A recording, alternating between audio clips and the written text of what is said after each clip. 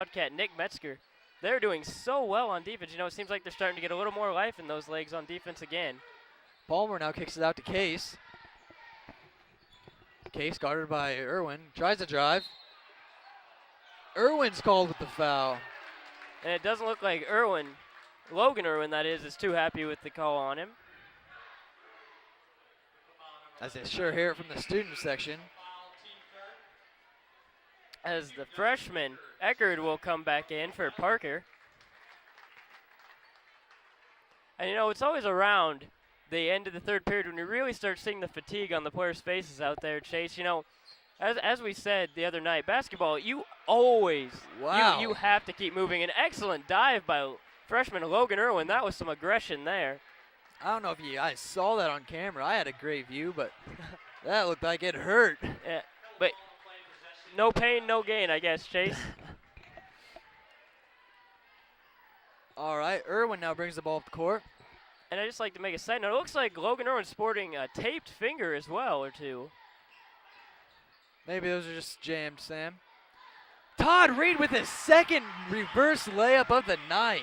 And Todd Reed, excellent job coming off the bench for the Wildcats so far in this contest. That's Eckert who kicks it out to Van Dyne.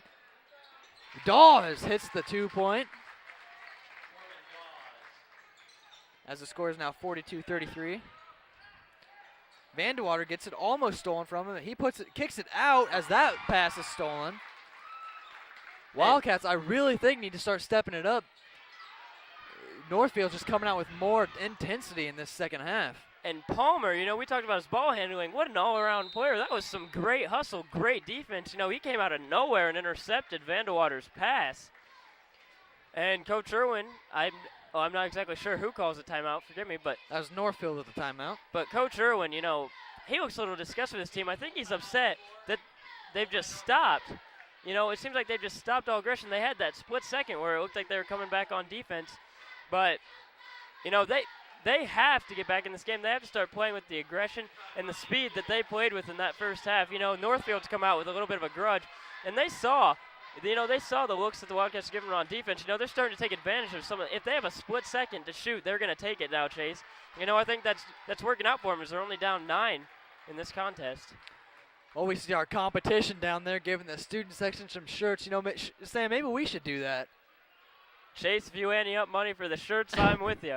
Or we might have Rochelle here do it for us. Rochelle Snyder doing the scoreboard for us. Thank you, Rochelle.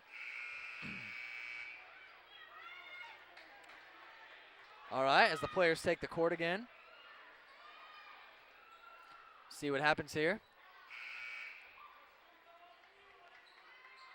And the freshman will pass it in to Palmer.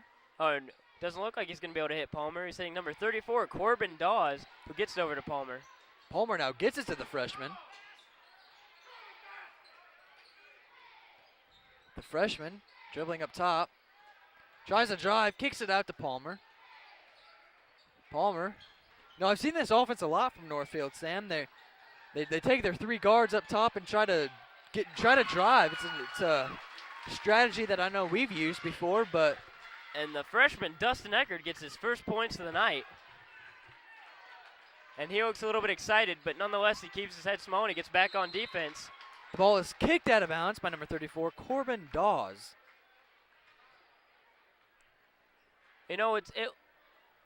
I've noticed that the Northfield Norsemen and the Whitko Wildcats team evenly match. They both sides have players who are just all around excellent. You can look at the Northfield Norsemen. They have people such as Palmer and Dawes, and even Eckert, the freshman's doing an excellent job. And of course, that inside threat.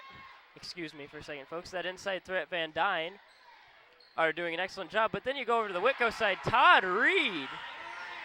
He's having a game tonight, Sam. He gets 2 points. But as I was saying, you look over at the Wildcats, they have freshman Logan Irwin. They also have Ryan Bumbos an aggressor, but they have Zach Vandewater who can play guard as well as center and forward, And they have Irwin Nick hits Metzger the 3. And Logan Irwin, the freshman, hits the 3. Max Elder now is in the game, playing some aggressive defense. He gets the rebound. Over to Vandewater. Vandewater going to bring the ball up the court. As time will run out here in the third quarter. Sam, looks like your prediction's pretty close. Yeah, but I'm not gonna count my chickens until they're hatched now, Chase. But I'm gonna finish with what I was saying. The Whitko Wildcats have all those all-around players. Nick Metzger also hitting very well from beyond the arc, and Caden Curl doing an excellent job inside. And even the people off the bench for the Wildcats. I've named a few. They just do an excellent job. This is an all-around team for Coach Irwin this year. He's done an excellent job coaching them and getting some of those younger guys looks as well, such as Mitch Yeager, Derek Snap, all those guys getting a lot of time. And then, you look down at Northfield, we can't say, because we haven't seen enough, how their bench is doing. But it looks like, they have an all-around team as well. They have a bunch of team players, and they're doing an awesome job. See me yawn there. We're both kind of tired. We had a field trip today to Chicago, Illinois. That was a fun trip, but that was a very fun trip. If you ever get a chance, go check out the Shed Aquarium. It's nothing like watching Whitko basketball, but you'll get a good look out of it. Got to thank Mr. Mann for that one. Hey, Troy Mann, give him a round of applause, Chase. All right, back to basketball now. Anyways, that's Palmer who gets it up to Eckerd. Eckerd tries to drive, gets it over to 40 to Van Dyne. As Van Dyne tries for the rebound, can't get it as he's knocked out of bounds. Showing a little aggression towards Max Elder. Elder didn't look like he liked that too much, but. Oh, I'm sure no player likes it, Chase, but, it's coming down to the fourth quarter. This is crunch time, especially for the team that is down by 12. And Northfield playing some aggressive defense as Logan Irwin takes a three and misses. Rebounded by Palmer. Palmer pushes the ball up the court. Can't get anywhere trying to drive against Todd Reed, but Todd Reed's defense is just too much for him. And, I think that's part of the reason that Todd Reed's getting so many minutes tonight. His defense is so good, and the key for the Wildcats has been defense. And 44, Cody Case for the Northfield Norsemen will get called with the traveling. But, I believe that's why Todd Reed's getting so many minutes is his defensive play is strong, and that's what the Wildcats need, especially here in this fourth period. The Norsemen go to a half-court press as it doesn't look to affect the Wildcats much, but Todd Reed misses layup. Oh, wow, Wildcat fans do not like that elbow. That was Case who missed the free throw. Vandewater misses the rebound as he swipes and gets the foul. And, in the fourth period, it looks like you're going to see a lot more fouls because players are getting tired, And, once you get tired, it's harder to control your body. They're just going to come down with some of those fouls, especially later in the game when everyone's exhausted, as we were speaking about in the third period. Van Dyne misses his first free throw. And he doesn't look happy with himself about that. Almost, I thought I saw, yep, Nick Metzger will now come into the game. He hasn't checked in yet, but he will be coming in.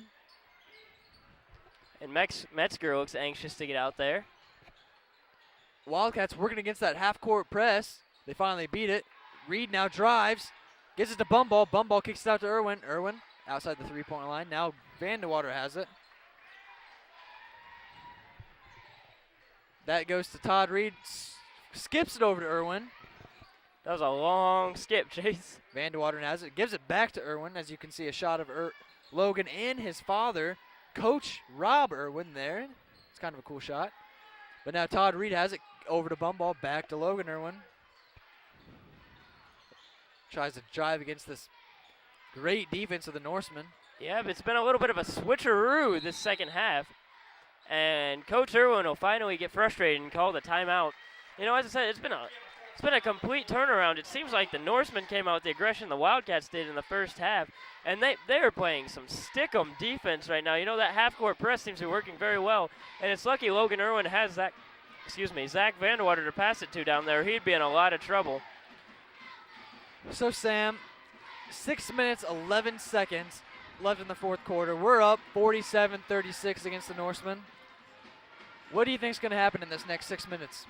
Well, I think that depends on how the Wildcats come out. You see, if they step it up, they get more aggressive. They realize this game is not over. 6 minutes, 11 seconds, only down 11 points the Norsemen are. That's still plenty of time. That depends on how the defense of the Wildcats is planning on playing, because they've come out a little bit mellow compared to the Norsemen's strong defense. They got to find a way to get past the Norsemen's strong defense as well.